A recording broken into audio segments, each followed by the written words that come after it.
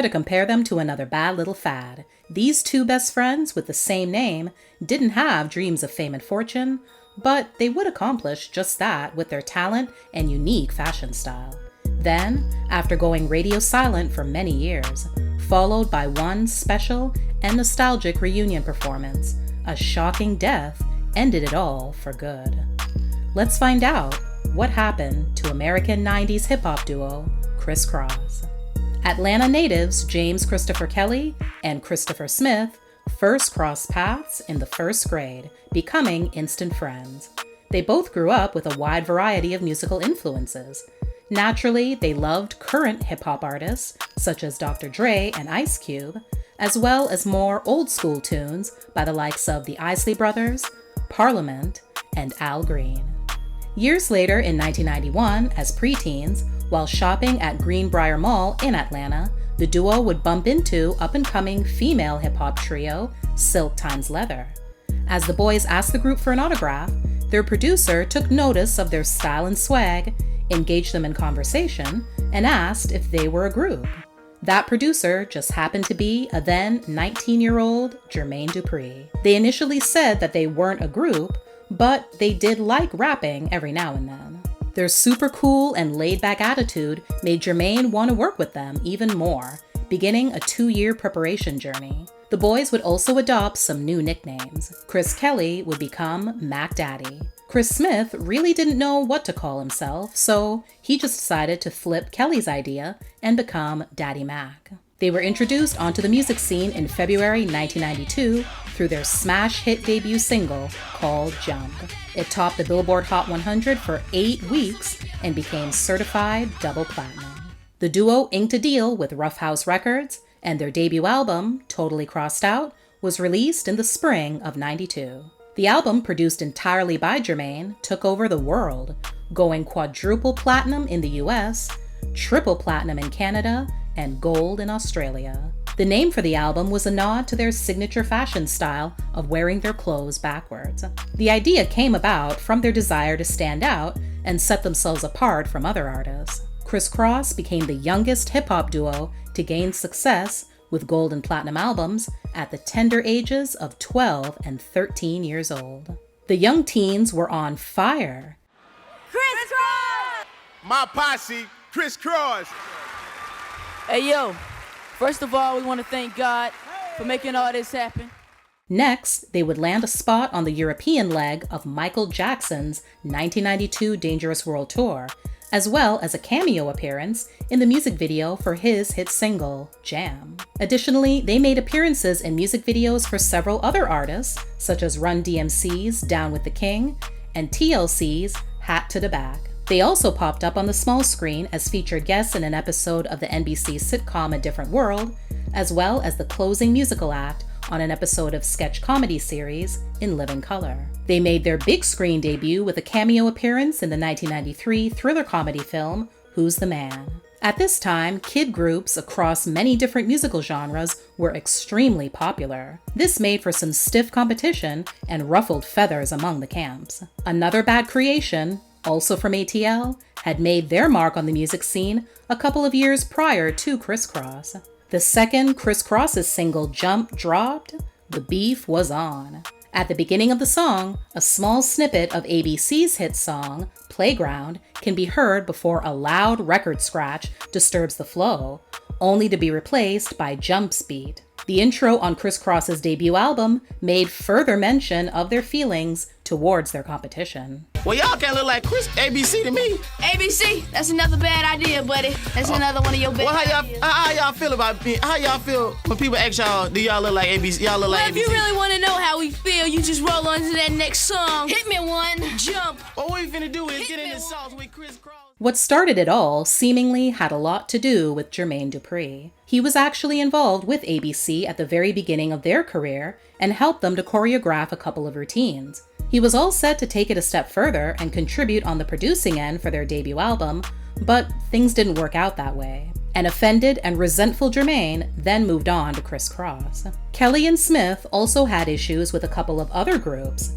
hip-hop duo Illegal, and hip-hop trio Da Youngsters. All parties traded diss lyrics back and forth on each other's respective albums. Kris Kross's second album, titled Da Bomb, dropped in the summer of '93. It did go platinum, but didn't do as well as their debut. It produced the singles I'm Real and Da Bomb, featuring rapper Da Brat, who Kris Kross actually discovered after she won the grand prize, which was meeting them in a local rap contest. The album's lead single, called All Right, featuring Supercat, became a top 20 hit. 3 years later, a third album titled Young, Rich, and Dangerous was released. Again, sales went down, and the project only achieved gold status. The singles Tonight's the Night, another top 20 hit, and Live and Die for Hip Hop would be the last time fans would hear from the duo for many years. Between 2000 to 2001, the duo did record over 24 tracks for a fourth album, but it was never released. Kelly then tried his hand at a solo career and launched his debut album in 2003. It went largely unnoticed since it could only be purchased exclusively on his website. A lengthy hiatus from the spotlight followed, during which both men focused on education and business ventures. Kelly studied studio engineering and founded his own record label. Smith concentrated on marketing and business management, as well as forming his own entertainment company. In 2009, Atlanta-based urban entertainment blog Straight from the A did an interview with Kelly. At the time, there were numerous rumors flying around that he was possibly suffering from cancer after photos of him with bald patches on his head surfaced. He confirmed that he was not ill, and the reason for his hair loss was due to the autoimmune disorder, alopecia. Eagle Eye fans would know this was an issue he was dealing with even at the height of Kris Kross's popularity. Kris Kross's last performance was in their hometown of Atlanta for record label So So Def's 20th anniversary concert in early 2013. Undoubtedly, some people assume that the one-off performance could be the catalyst to an official comeback. However, it was interesting to see, even from a fashion standpoint, the differences in the direction each man's life had gone in. After all these years, Kelly still continued to wear his pants backwards, while Smith had moved on and chose to rock his the old-fashioned way. Then, that spring, on April 29, 2013, Kris Kelly was found unconscious in his Atlanta home and taken to a local hospital. He died 2 days later. He was 34 years old. His death also came just hours after he recorded a video of himself in his home rapping while slurring his words and obviously looking inebriated. The following day, Jermaine Dupri tweeted about Kelly's passing. He referred to him as the son he never had and praised him as an artist. Numerous other artists and fans also publicly acknowledged his death. A couple of months later, a toxicology report was released stating that the cause of death was a drug overdose. It showed that Kelly had a mixture of drugs in his system, including heroin and cocaine. His issues with drugs and alcohol were well known to those around him. He was encouraged to seek professional help, but refused. During the duo's peak in the 90s, Kris Kross managed to stay pretty drama and scandal-free in the public. However, that's not to say that there weren't any shocking events going on behind closed doors. In the last quarter of 2013, the VH1 documentary Crazy Sexy Cool, the TLC story aired. DJ Nabs, who DJ'd for Kris Kross on tour and became especially close to Kelly, took the moment to issue a very interesting tweet about Kelly and TLC member Chili. The tweet implied that the two had a relationship when he was underage and she definitely was not. Kelly's mother also spoke out in an interview of her own the following year.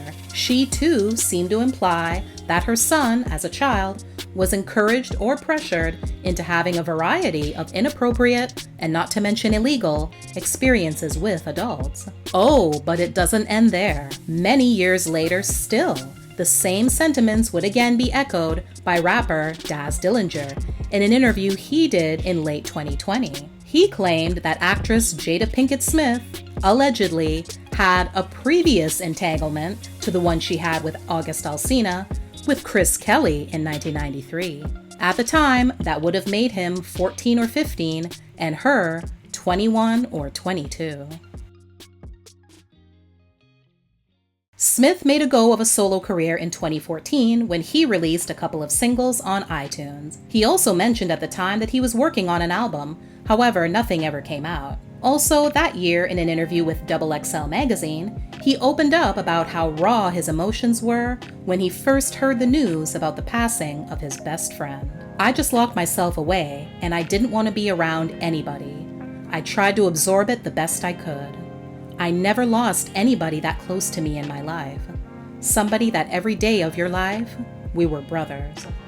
In 2018, Jermaine Dupri spoke with hip-hop radio station Power 106 in Los Angeles about his desire to put together a documentary on Kris Kross. His motivation for doing it is to tell the parts of their story that got glossed over because of their meteoric rise to fame. He also reminded listeners that even though Outkast is often the name that comes to mind when people think of the first successful hip-hop group to come out of Atlanta, Kris Kross, in fact, actually has that honor.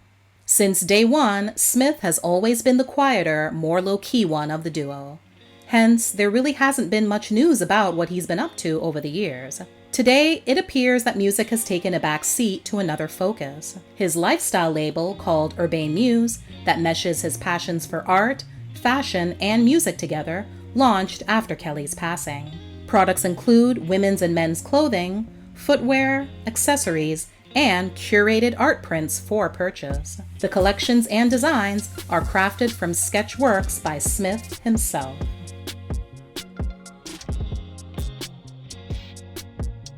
Thanks for watching. Please like, share, and comment. Also, don't forget to subscribe and turn on your notifications so you won't miss any future videos. See you next time.